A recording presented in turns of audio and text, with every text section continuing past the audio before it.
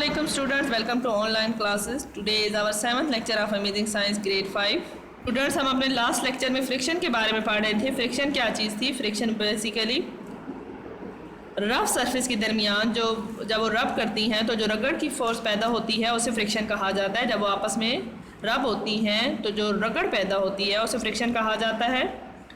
Today we will read the causes of friction. Open your book, page number 66. What causes friction? Friction is partly due to tiny bumps on the surface that are in contact. जब दो चीज़ें आपस में जुड़ती हैं या टकराती हैं, बिज़ाहिर वो स्मूथ नज़र आती हैं, प्लेन नज़र आती हैं, लेकिन उनके अंदर, उनकी सरफेस के अंदर टिनी बम्प्स होते हैं, गड़े होते हैं, जो आपस में जब वो टकराते हैं तो रगड़ पैदा होती है. इसके अलावा आपको पता है बच्चों, मैटर किससे बना हुआ है? Matter is made up of atom. और जब चीज़ों के दरमियान जो उनके एटम्स हैं वो आपस में एक दूसरे के साथ जुड़ते हैं, चिपकते हैं, एक दूसरे को अपनी तरफ अट्रैक्ट करते हैं, तो भी फ्रिक्शन पैदा होती है, रगड़ पैदा होती है. तो ये दो काजेज़ हैं, एक टिनी बम्प्स का होना और एटम्स का आपस में स्टिक करना. ये फ्रिक्शन के काजेज़ हैं. स्टूडेंट, टॉपिक है fluid friction. What is the fluid? Material that can flow are called fluids. वो मटीरियल जो फ्लो कर सकते हैं फ्लूइड कहलाते हैं, और उनकी वजह से जो फ्रिक्शन होगी, जो रगड़ होगी, वो क्या कहलाएगी? फ्लूइड फ्रिक्शन कहलाएगी.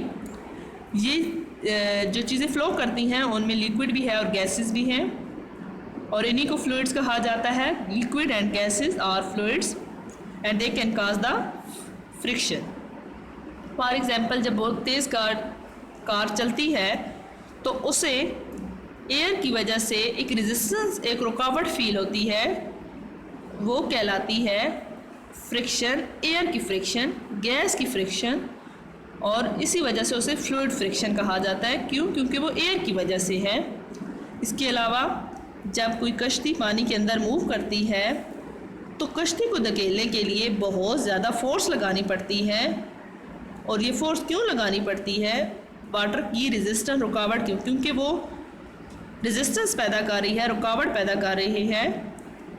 वाटर फ्लूइड जो है वो रेजिस्टेंस पैदा कर रहा है, जिसकी वजह से बहुत ज़ोर लगाना पड़ता है पुश करने के लिए कश्ती को. तो इस तरह से जो रेजिस्टेंस पैदा होती हैं उन्हें फ्लूइड फ्रिक्शन कहा जाता है. ये रेजिस्टेंस जो एक्सपीरियंस करते हैं वो स्विमर्स होते हैं, रनर्स होते हैं, साइकिलिस्ट होते हैं, या मोटर रेसिंग ड्राइवर्स होते हैं. तो जो उन्हें रेजिस्टेंस फील करनी पड़ती है या फेस करनी पड़ती है वो क्या कहलाती है बच्चों? वो ड्रैग फोर्स कहलाती है. एक एग्जाम्पल मैंने आपको बताई कि अगर कोई कार तेज़ी से मूव कर रही है तो एयर उसे पीछे की जानिब पुश करती है, और वो एयर जो रुकावट पैदा कर रही है वो फ्लूइड फ्रिक्शन कहलाती है, और उसी को ड्रैग फोर्स कहा जाता है. और the amount of drag will depend greatly on the shape of the object and the way in which the fluid और एयर फ्लो पास इट. ये बच्चों डिपेंड करती है, शेप पे भी डिपेंड करती है. इसके अलावा ये फ़्लो पे भी डिपेंड करती है. अगर आपका फ़्लो उसी तरफ है जिस तरफ वाटर का फ़्लो है तो फिर आपको इतनी रेजिस्टेंस, इतनी ड्रैग फोर्स और इतनी फ्रिक्शन फील नहीं होगी एज़ कम्पेयर टू आप उस तरफ मूव कर रहे हैं, ऑपोजिट टू द फ्लूइड की ऑपोजिट डायरेक्शन में मूव कर रहे हैं, तो तब ड्रैग फोर्स ज़्यादा हो जाएगी. इसीलिए तो अगर जो स्विमर्स हैं अगर वो फ्लैट मूव करें, लेग फ्लैट हों, तो फिर उन्हें कम रेजिस्टेंस फील करनी पड़ेगी और वो जल्दी जल्दी मूव करेंगे, जल्दी जल्दी स्विम करेंगे. इसके अलावा बच्चों साइक्लिस्ट हैं, वो जब मूव कर रहे होते हैं तो वो आगे की तरफ थोड़े से बेंड हो जाते हैं. जब वो उन्होंने स्पीड हाई की भी होती है तो वो आगे की जाने थोड़े बेंड होते हैं, और जिसकी वजह से उन्हें ड्रैग फोर्स कम फेस करनी पड़ती है. यहाँ पे एक स्काई ड्राइवर दिखाया गया है. स्काई ड्राइवर अगर अपना पैराशूट ओपन नहीं करेगा तो जो अर्थ की ग्रेविटी फोर्स है वो उसको नीचे की जानिब खींचेगी, तो ये जल्दी से नीचे की तरफ आना शुरू हो जाएगा. लेकिन जैसे ही ये अपना पैराशूट ओपन करेगा तो यहाँ पे अप्लाई होगी एयर रेजिस्टेंस, जो उसको रुकावट पैदा करेगी, रोकने की कोशिश करेगी। अब ग्रेविटी उसको नीचे की तरफ खींच रही है, लेकिन एयर रेजिस्टेंस उसमें रुकावट पैदा कर रही है, जिसकी वजह से इसकी ज़मीन की तरफ जो आने की स्पीड है वो स्लो हो जाएगी। जब तक वो ग्राउंड पर पहुंच नहीं जाता स्पीड स्लो हो जाएगी। तो ये ऐसा क्यों हुआ? एयर रेजिस्टेंस की वजह से हुआ, हवा की फ्रिक्शन की वजह से हुआ। इसे फ्लूइड फ्रिक्शन भी कहते हैं, क्योंकि एयर फ्लो करती है, एयर को फ्लूइड कहा जाता है। तो इसकी वजह से जो फ्रिक्शन पैदा होगी, जो रुकावट पैदा होगी, उसे फ्लूइड फ्रिक्शन कहा जाएगा। नेक्स्ट बच्चों टॉपिक है friction can be harmful. Friction नुकसानदेह कैसे है? बच्चों इसमें बहुत ज़्यादा एनर्जी यूज़ होती है। आपको पता है जब चीज़ें रब होती हैं, रगड़ खाती हैं, तो चीज़ें वार्म भी हो जाती हैं। और वार्म कैसे होती हैं? क्योंकि इसमें बहुत सी एनर्जी गिवन आउट होती है, निकलती है, और फ्रिक्शन की वजह से बहुत सी एनर्जी जो है वो वेस्ट हो जाती है। इसके अलावा जो मूविंग पार्ट्स हैं वो आपस में मुसलसल अगर रगड़ खाते रहें, टकराते रहें, तो वो ख़राब भी हो जाते हैं। और अगर वाटर में जो लोग कश्ती चलाते हैं, अगर वाटर रेजिस्टेंस जितनी ना होती तो उन्हें ज़ोर भी कम लगाना पड़ता और अपनी एनर्जी कम वेस्ट करनी पड़ती। तो फ्रिक्शन की वजह से एनर्जी ज़्यादा ज़रूरी होती है, ज़्यादा एनर्जी की ज़रूरत पड़ती है, और ज़्यादा एनर्जी फिर वेस्ट भी हो जाती है। तो इस तरह फ्रिक्शन हार्मफुल है, नुकसान का बायस है। अब फ्रिक्शन को कम कैसे किया जा सकता है? हर चीज़ का कुछ ना कुछ हल है।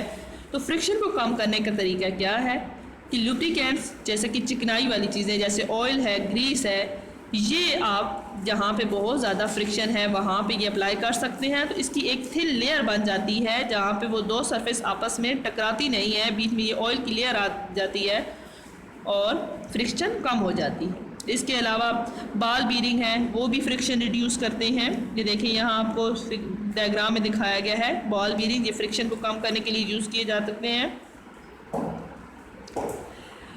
An object moving through a liquid or gas experience friction which causes drag, slowing the object down। और जो चीज़ें लिक्विड के अंदर गैस की तरफ अंदर मूव करती हैं तो उन्हें एक फोर्स फेस करनी पड़ती है, जिसे कौन सी फोर्स कहा जाता है? ड्रैग फोर्स कहा जाता है। और इस ड्रैग फोर्स को कम करने के लिए स्टूडेंट्स, ये जो लुब्रिकेंट्स और ऑयल और ग्रीस वाली चीज़ें थी, इनमें तो ये मशीन्स वगैरह में ये यूज़ होते हैं, लुब्रिकेंट्स मशीन्स वगैरह में यूज़ होते हैं। लेकिन हमें तो जो फ्रिक्शन है या ड्रैग फोर्स है वो तो लिक्विड और गैस के अंदर भी एक्सपीरियंस करनी पड़ती है, जैसे कि एयर की वजह से या वाटर की वजह से। तो वहाँ ये कैसे कम की जा सकती है फ्रिक्शन? तो वहाँ पे कम करने के लिए जो बॉडी उसके अंदर मूव करती हैं, जैसे कि कार या फिर जो शिप्स और जो सबमरीन्स हैं जो वाटर के अंदर मूव करती हैं, उनकी बॉडीज़ को कैसे रखा जाता है? उनकी बॉडी की शेप स्ट्रीमलाइन रखी जाती है ताकि फ्रिक्शन कम से कम फेस करनी पड़े। अब बच्चों स्ट्रीमलाइन शेप कौन सी होती है? ये देखें, शार्क की जो शेप है वो स्ट्रीमलाइन है। तो जो स्ट्रीमलाइन बॉडीज़ होती हैं उनको कम से कम वाटर की और एयर की रेजिस्टेंस फील करनी पड़ती है, फेस करनी पड़ती है। यहाँ पे देखें, जो फास्ट मूविंग कार्स हैं उनकी भी आगे से शेप जो है वो स्ट्रीमलाइन रखी गई है। सबमरीन्स हैं जो पानी के अंदर चलने वाले जहाज़ है, शिप्स हैं, उनकी भी जो शेप्स होती हैं वो कैसी होती हैं? स्ट्रीमलाइन होती हैं। इसके अलावा व्हील्स वगैरह भी यूज़ किए जा सकते हैं फ्रिक्शन को कम करने के लिए। फॉर एग्ज़ाम्पल, अगर एक बैग है जो स्टूडेंट्स बैग है, उसके अंदर नीचे व्हील्स लगे हुए हों तो वो आसानी से मूव करता है, एज़ कम्पेयर टू अगर वो आपस में ग्राउंड के साथ रगड़ खाएगा बैग तो ख़राबी हो जाएगा और एनर्जी भी यूज़ होगी। लेकिन अगर व्हील्स आ जाए तो फिर फ्रिक्शन कम हो जाएगी। स्टूडेंट, आज आपने फ्रिक्शन के काजेज़ और उसके फ्रिक्शन का हार्मफुल और फ्रिक्शन कम कैसी की जा सकती है उसके बारे में पढ़ा है। ध्यान से रीडिंग करें, अपना ख्याल रखें। ओके, अल्लाह हाफिज़।